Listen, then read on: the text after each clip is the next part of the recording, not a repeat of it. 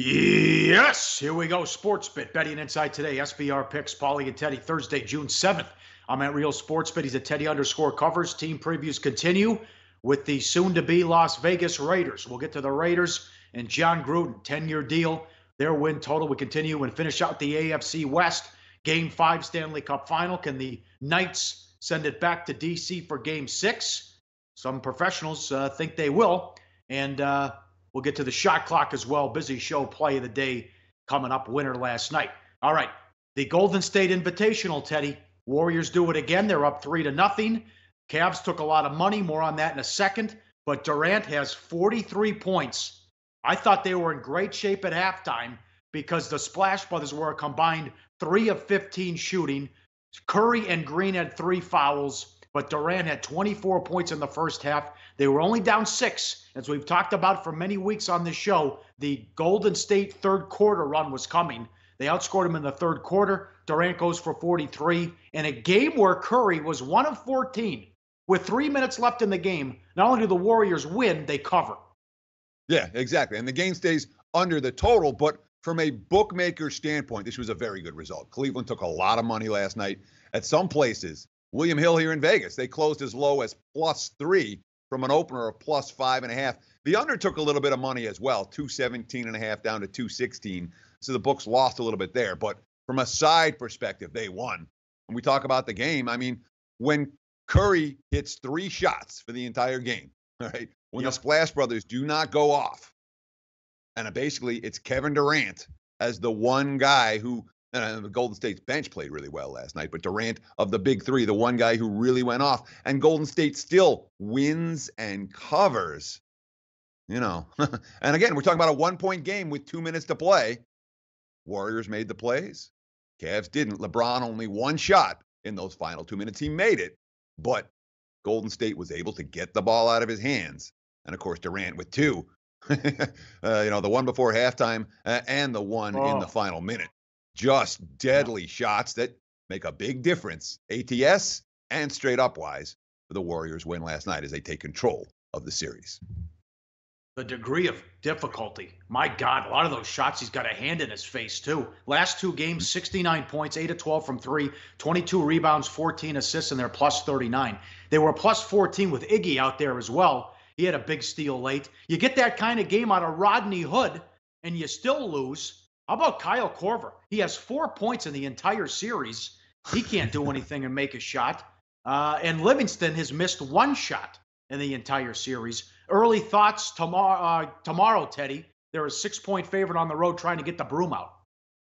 Yeah, I mean, I'm not excited about the concept of taking a Cavs team, just like I wasn't last night, about a Cavs team that is clearly outmatched in this series. I don't know that Cleveland's going to come and bring their A game, and I wouldn't be shocked to see Golden State run them out of the gym. That being said, we have seen this Warrior team at times take that breath, once they take command of a series. So what I'm going to be looking for today, I haven't made a bet on the game yet, but what I'm going to be looking for today is see if I can find any quotes out of that Golden State locker room that indicate, hey, we're coming to play, or hey, maybe we clinch this at home in Game 5. So that's what I'll be looking for over the course of the next 24 hours. I'll tell you what, Curry and Thompson and Green can't shoot any worse. All right? Draymond Green hasn't been able to make an open shot, but Curry won't shoot like that ever again. So I know what happened last year. We'll do more on this tomorrow. Same situation. Cavs avoided the sweep, but they also had 86 points at the half, and it couldn't miss a shot. Some horrific beats in baseball. How about the Diamondbacks? Plus $1.30 and under 8. Diamondbacks in the under becomes Giants in the over. 2 outs, bottom of the 9th. A guy on. 2-run shot for the Giants. They win at 5, 4, and 10. Horrible. And then you got the Cubs game. How about if you had the Phillies plus 125 or the Phillies plus the 1.5? 5-3 Phillies, bottom of the 9th. 2 outs, bases loaded, and Jason Hayward, of all people, hits a grand slam. Yeah. Okay. If you're betting baseball every day, and I know many of you out there are, certainly you're going to have your share of tough beats over the season. And the tough beats come the same way in baseball. Bullpen meltdowns, bullpen meltdowns, bullpen meltdowns. Some teams have better bullpens than others. You can put yourself on teams only with good bullpens, and then you'll be laying $2 a lot of games.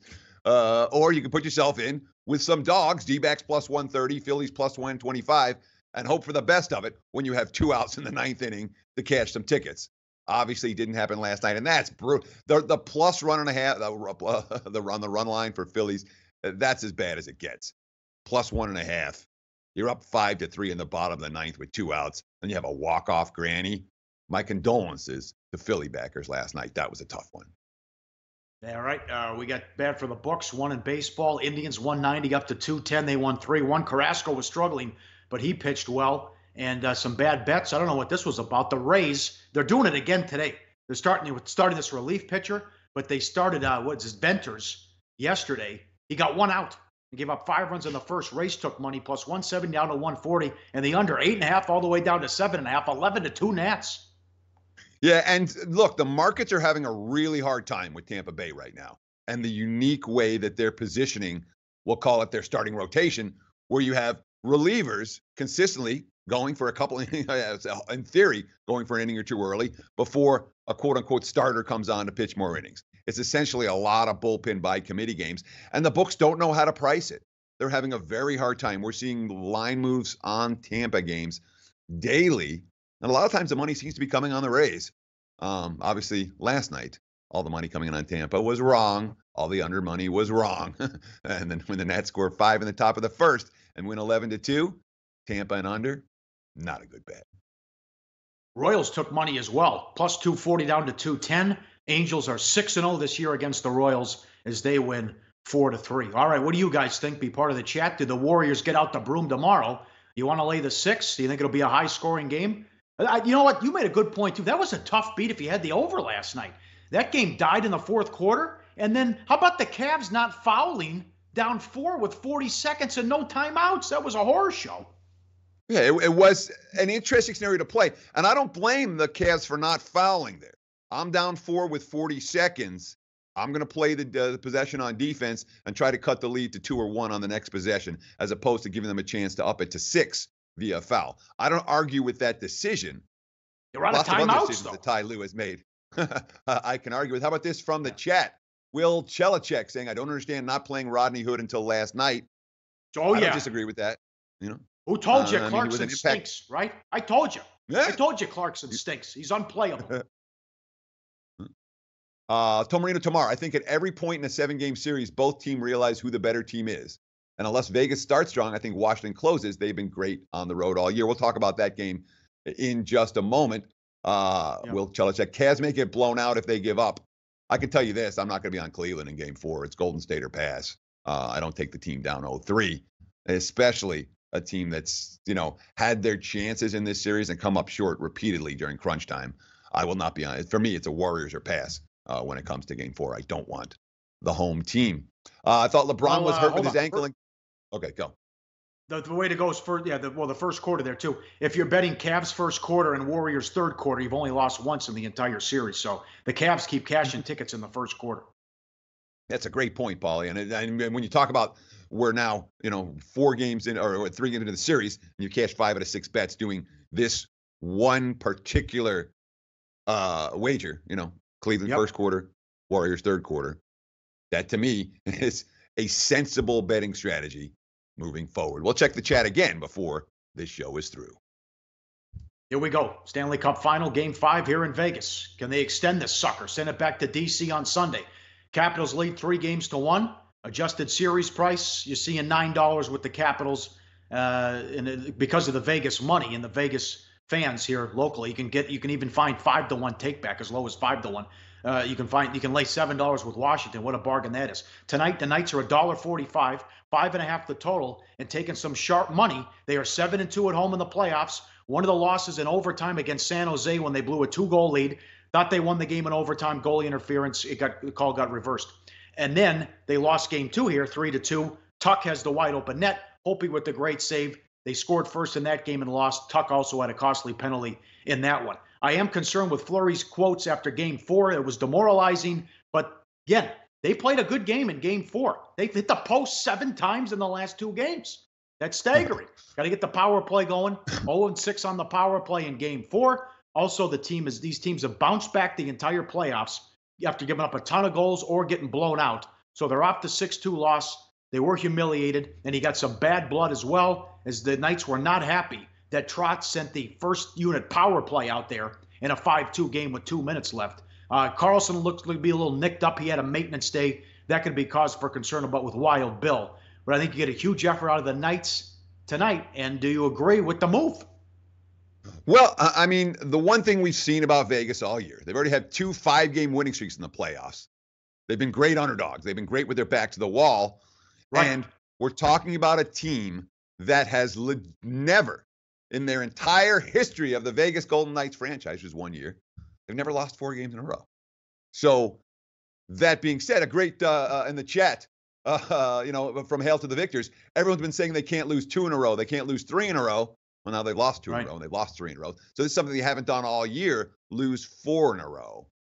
But, here's a quote from Gerard Gallant, the head coach, talking about how the team has thrived in the underdog role and how they put together these win streaks in the playoffs. It shows you can do it.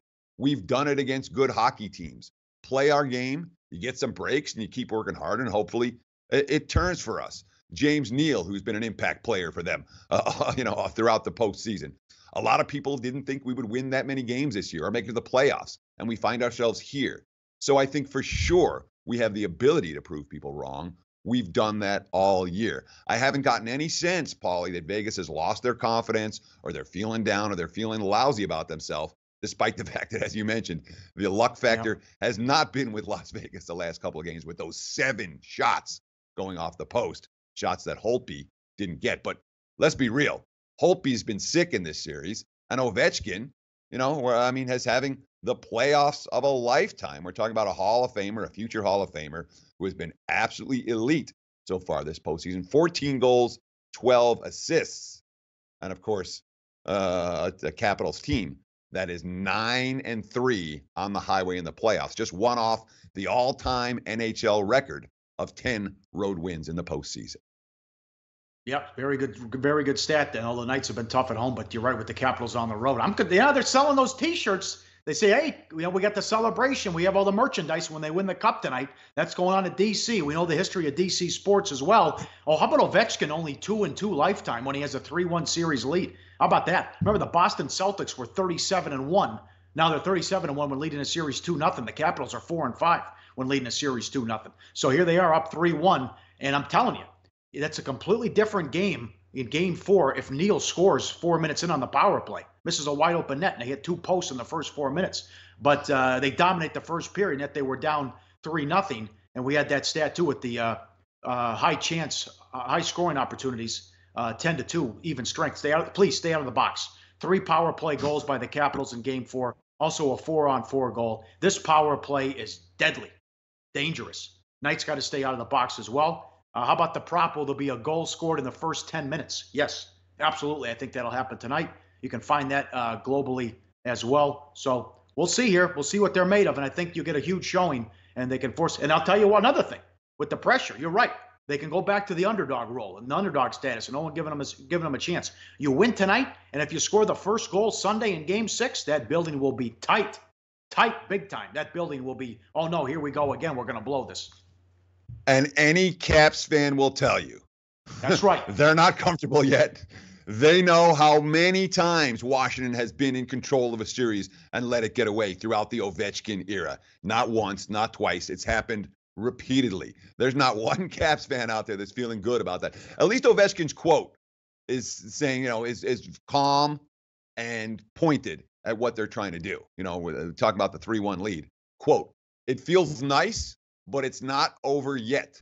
I don't think it's pressure on us. I think it's pressure on both teams the same way. We just have to manage it. We have to concentrate and we have to play our best to get it done. So, Pauly, was it yesterday in the shot clock, I was arguing that Cleveland was closer because they only had 2 losses and that the Knights were in worse shape than the Cavs. Yep. I was wrong. Yep. I was flat out wrong. If Vegas can win tonight, all the pressure goes on the Caps, and this series gets very, very interesting very, very quickly. That first goal is huge. I don't argue with the concept of early goal in this series. I think there will be, or in tonight's game. I think that the prop you were talking about, will the first goal be scored within the first 10 minutes? Makes a lot of sense to bet the yes for this. Yeah. Win or lose, it'll be a madhouse, especially what happened after the game. If this is the final game of the season, they get an expansion team going to the Stanley Cup. And how the game one got a 44 share out here. That's almost one of every 2 TV sets had the game on. And, of course, bringing people together with the shooting on 1 October. The Raiders, here we go, win total 8, juice to the over. Disaster last year, 6-10 straight up, 5-9-2 ATS, 11-5 to the under. Del Rio out, Chucky's back in. They signed Jordy Nelson and Doug Martin. They traded Patterson. Crabtree's gone. They released King, their punter, and they released Sean Smith. Remember, we talked about 2 years ago, they were plus 16 in the turnover battle and won every close game. That didn't happen last year. Minus 14 turnover margin. That was 30th. Horrible job with the turnovers. Carr took a step back. The offense really struggled. It was rough, Teddy, and a lot of professionals, kudos to them, they called it, that the Raiders were going to take a step back after the magical season they had a couple of years ago. Gruden back in the league after a 10-year layoff, and he signs a monster 10-year deal as they get ready to come to Vegas, hopefully in 2020. Yeah, and of course, when you start looking at Oakland last year, there's only one thing to look at. In theory, that's the turnover margin. You know, when you go from plus 16 one year to minus 14 the next year, a 30 turnover differential in a single season, it's going to have a negative impact. It certainly did. 14 takeaways, well below league average, 28 giveaways, well above the league average. Those are problems when it comes to creating turnovers and turning the ball over too much. So enter Chucky, John Gruden. And of course, the fan base is going to love it. There's a guy that's won a Super Bowl. Certainly the ownership is going to love it. A 10-year deal. They don't have to worry about the coaching anymore. They got a guy the fans love. He's going to bring the team to Vegas. Now, when you start talking about some of the guys that John Gruden has brought in, well, there's 2 arguments you can make. All right. He's brought in a ton of veterans. Talk about Jordy Nelson, Leon Hall, Derek Johnson, Doug Martin, Martavius Bryant, Christian Hackenberg. They bring terrible. Of all the, hey, real quick, how about those 2 trades? Bryant's going to be a free agent. He's been suspended because of drugs, and then you trade for Hackenberg, 2nd round pick. He hasn't played a snap in the league, for Christ's sake. Sure, Hackenberg has big bust written all over him. Let me give you 2 quotes here. Okay, this is from an anonymous NFL executive. Here's the first. You sign old guys when you're trying to build good culture. They can show the young guys how to practice and eat right and sleep right and respect the coaches. It makes the first year easier. And sometimes those guys are good enough to win the games for a year or 2 before they descend. So you can understand Gruden wants these veterans. He wants to put a different type of cultural stamp on the organization. That being said, the guys that the Raiders sign, all right, to a man, maybe Bryant's not washed up. They all look washed up, quote, they signed Derek Johnson, who was done. I wondered what tape they put on that said this guy can still play. The Chiefs loved him. Andy Reid loved him. And they cut him because he knew he had reached that point at age 35 where he had nothing left. I understand Gruden brought in a bunch of character guys. I question about the skill level of many of these character guys. On paper, this Raider team, when it comes to playmakers, there's not that many of them, Pauly. There really aren't.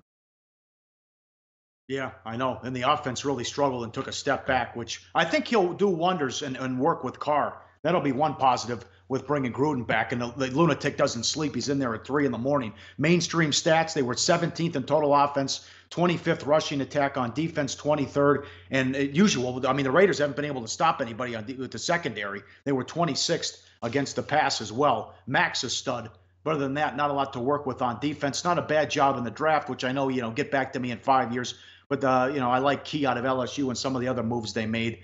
I'm not concerned about the fan base like you are. They're sold out. It's hard to get a ticket, even though they're out the door. But they had some issues at home as well. But, long time, Teddy. Long time. Gruden's been out. You want to say he's in the booth, whatever. But the guy hasn't been a coach since 2008. And a lot has changed. Sure, no question.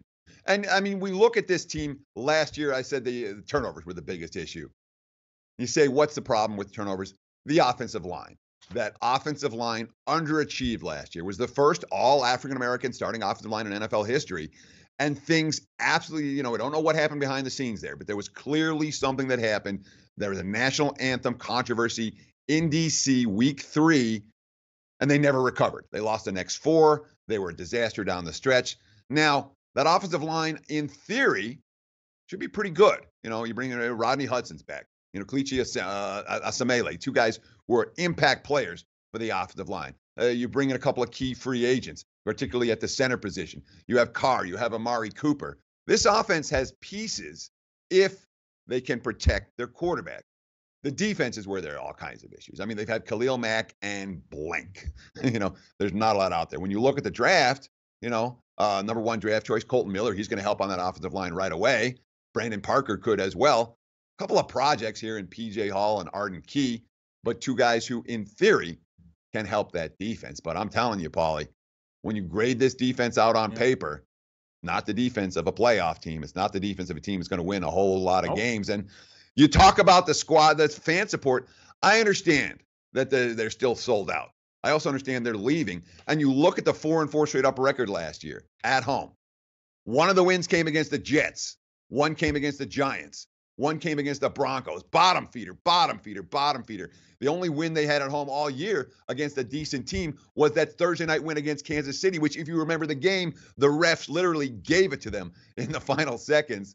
They only won the home games that were hard to lose, Pauly.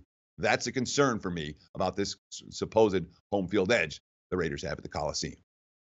All right, so I can say it because I can't prove it, but there appeared to be a disconnect and a problem once they had the fallout with the anthem on that Sunday night game against the Skins. With you on that one. Schedule AFC North, NFC West, 2 extra games at Miami and Indy at home. Great game to start. They've had the doubleheader on Monday night, the late game against the Rams at home. And then that's going to be tough, too. It's no picnic going to Miami that early in September with the humidity in the early start. So, I don't know. What are your thoughts on the schedule? You could see of a 2-4 out of the gates, though. Yeah, I mean, it's not a ridiculously, it's a middle of the pack schedule, is the bottom line. When it comes to travel, however, the NFL somehow or other always manages to screw Oakland. They have the early start game in Miami, the West Coast team traveling east. They have the early start game at Baltimore, the West Coast team traveling east. They have the early start game at Cincy, the West Coast team traveling east. They find a way to give it to the Raiders just a little bit. But from a strength of schedule standpoint, it is middle of the pack, and the 2 extra games certainly aren't among the toughest. The game at Miami and then the Colts. But again, both of those teams should be better this year, which is going to lead us to a little shot clock time. Shot clock, turn it on, fire it up. Gruden assigning a disaster, yes or no? I say yes. 10-year deal. Jesus. I had one NFL guy tell me the other day, doesn't think he'll be here when the team moves to Vegas, that it's going to be a disaster. I'm concerned about back in my day, guy, early 2000s when I played and coached, and why can't we practice all the time and put the pads on and 2-a-days and 6 fullbacks and let's run. You heard that when he was in the booth on Monday Night Football. I don't understand this, man. It doesn't make sense to me, man. I don't like a 10-year deal. He can maybe the fan base is excited. He can work with Carr, but I think a 10-year deal is ridiculous for $100 million. After Del Rio goes to the playoffs 2 years ago. So I'm thumbs down on that move. Yeah, and I will concur, Pauly. Gruden's 10-year contract is legal stealing from billionaires. I don't blame him for taking it. If you got an owner that's willing to give you a 10-year deal worth $100 million, count me in. I'll take it. You'll take it. Gruden will take it. Why not? Legal stealing. Do we expect John Gruden to be a difference maker of that magnitude as a head coach for the Oakland Raiders? Bottom line is no. And as a Vegas resident, I hope I'm wrong. I'd love to see Oakland be good as the Vegas Raiders. I'm not counting on it, though. John Gruden signing a disaster, yes or no? The answer is yes. Mark Davis will regret this move well before Gruden's tenure is over. All right, money time, play of the day. Hey, we buried the lead. Play of the day winner, the gift that keeps on giving the last 3 years. NBA playoffs, you bet the home team in Game 3, first half down 0-2.